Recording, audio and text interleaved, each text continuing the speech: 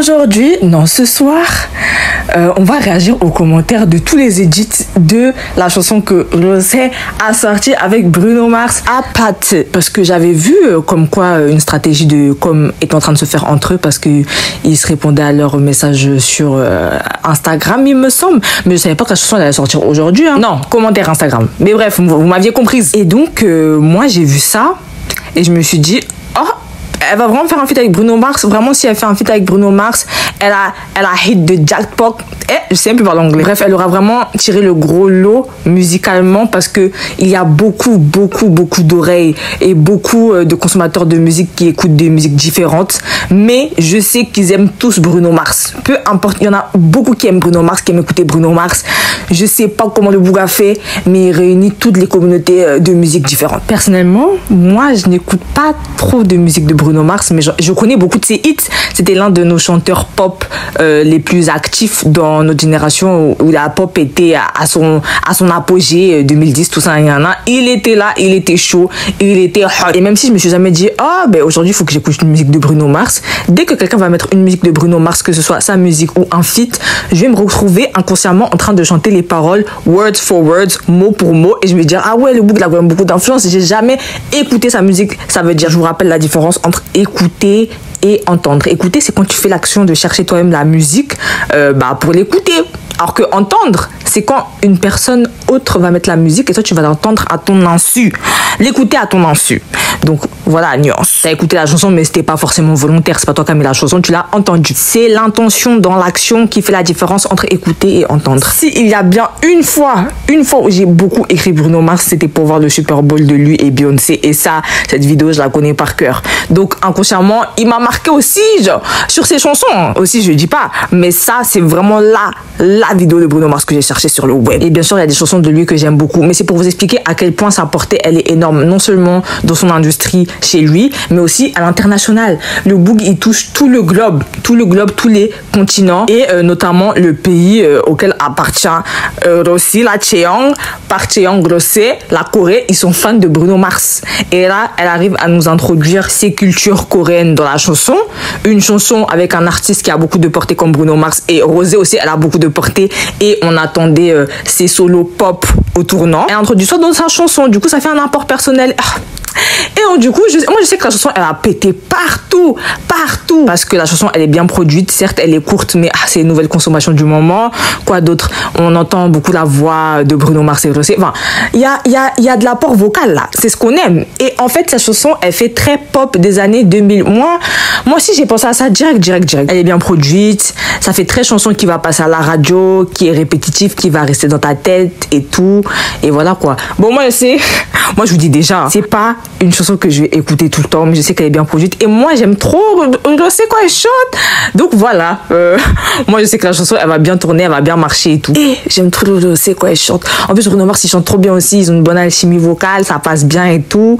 Mais voilà, et moi je sais que le Apatu là, je vais pas écouter la chanson de moi-même, ça je sais, mais je l'ai beaucoup entendu en moins de quelques heures là. C'est une dinguerie.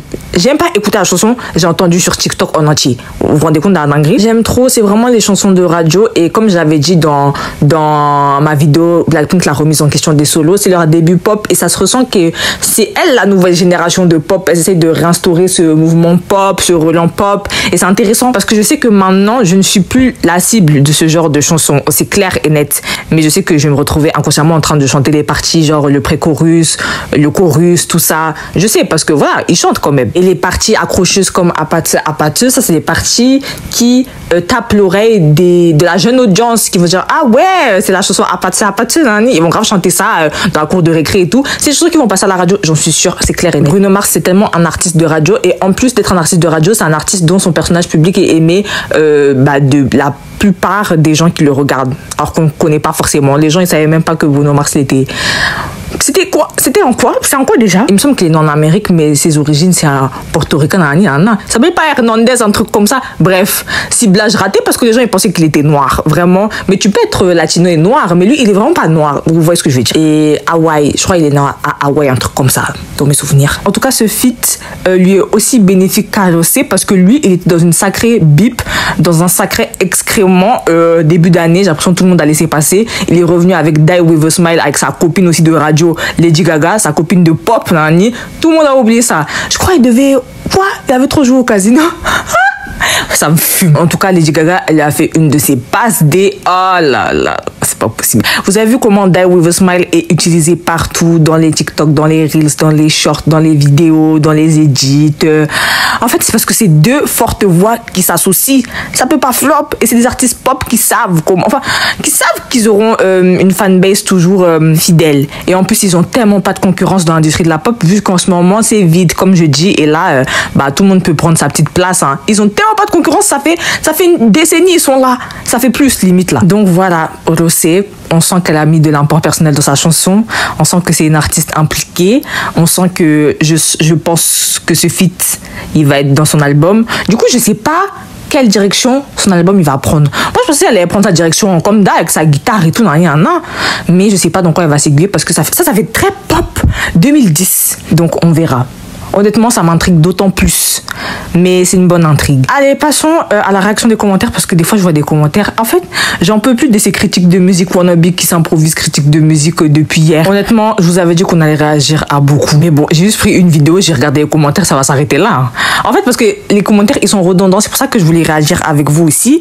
Parce que vous allez voir que les commentaires, ils ont le même avis un peu. Mais ils l'expriment différemment. Et je vais vous expliquer de quoi je parle quand j'entends critique de musique wannabe. En mode, la musique, elle ressemble à toutes les musiques du monde. Bon, en fait, j'ai l'impression que les gens ne connaissent pas les samples, ne connaissent pas les BPM de musique qui se ressemblent, tout ça. En fait, si les gens de maintenant, ils étaient nés avant, avec cette influence musicale-là, ils auraient un truc à dire sur toutes les musiques d'avant, je vous assure. Mais je sais que c'est pas méchamment, mais il y a quelqu'un qui a dit ça ressemblait à Sweet But Psycho. En fait, là, vous entendez tout et n'importe quoi. À quel ça ressemble à Sweet But Psycho de Ava Max, à cause de la manière dans laquelle elle a posé sur l'instru, la mélodie.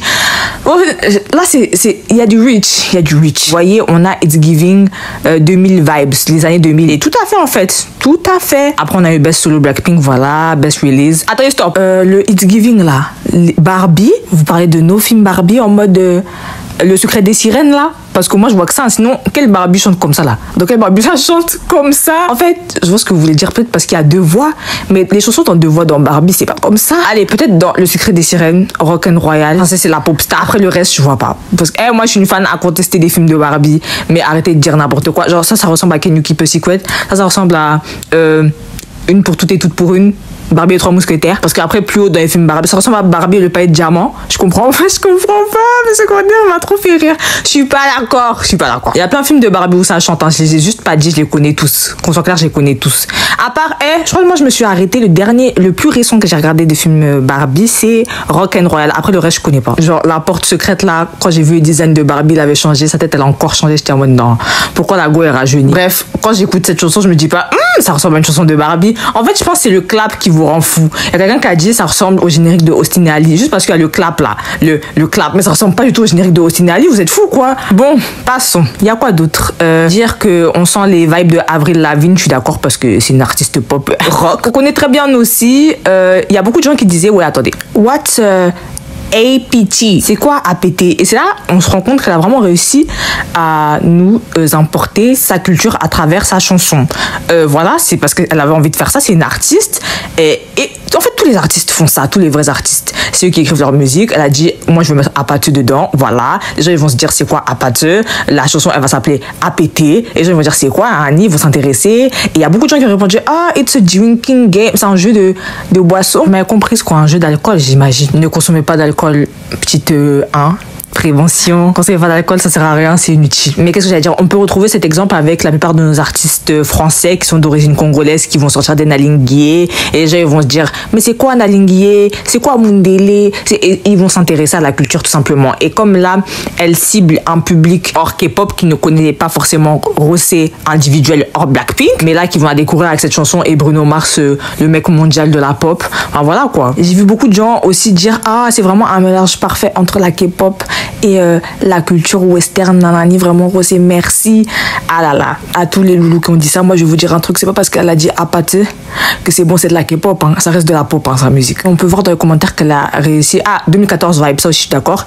Ah voilà, attendez, vous voyez The Vamps là, c'est la seule musique où je suis d'accord pour dire que ça les a fait tilter niveau oreille. Si vous connaissez pas cette musique, Can We Dance de The Vamps, et ben en fait c'est la manière dont ils disent les paroles, du coup la mélodie, et aussi les paroles en question. Et apparemment c'est Bruno Mars aussi qui a écrit la chanson, donc rien de très surprenant. Après ça c'est pas ma source, hein. J'ai vu ça dans des commentaires, peut-être c'est faux, mais je vous le dis parce que voilà quoi, c'est bien de se partager des sources approximatives. Il y a beaucoup de commentaires, ah it's so fresh and different, la chanson est trop accrocheuse, hein? Avril Lavigne encore ça revient, vous voyez.